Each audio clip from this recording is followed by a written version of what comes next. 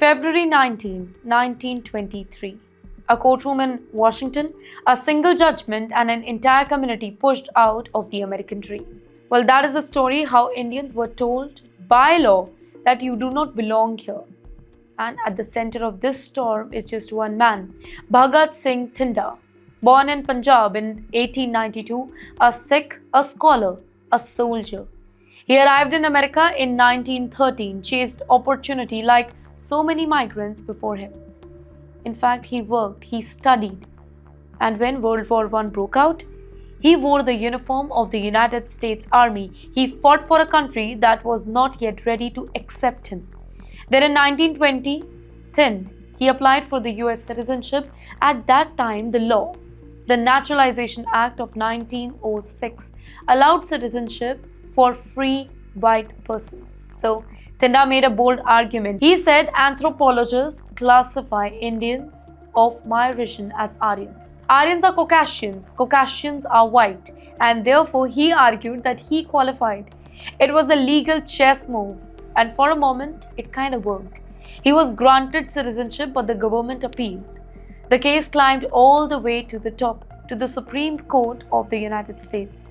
And in 1923, the convict came. The court admitted that scientifically Indians could be classified as Caucasians. But then it said something chilling. Law does not follow science, it follows common understanding. And in common understanding, Indians were not white. Citizenship denied.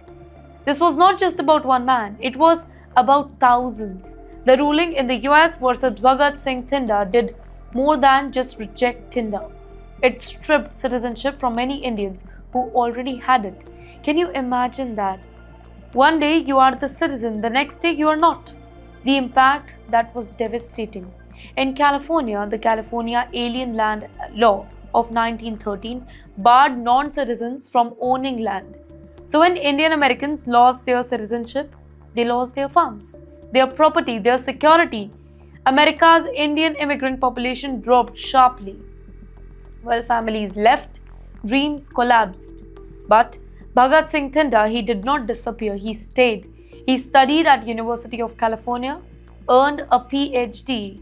He became a lecturer. He spoke about Sikh philosophy, he quoted Emerson, white man. In fact, he built bridges between East and the West even when the law had built walls. He built bridges between East and the West even when the law had built walls. And then, more than a decade later, something changed. In 1935, Congress passed an act. It allowed World War I veterans to apply for US citizenship regardless of their race.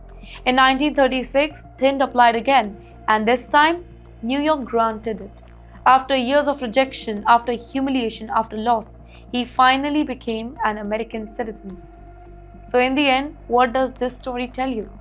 It tells you that the law can exclude, that courts can reflect prejudice, that even soldiers can be denied belongings, but it also tells us something else.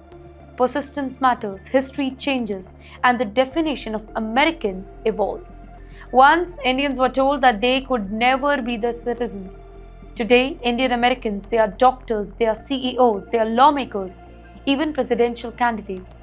History is not just about injustice, it's about how nations confronted and how people refuse to give up.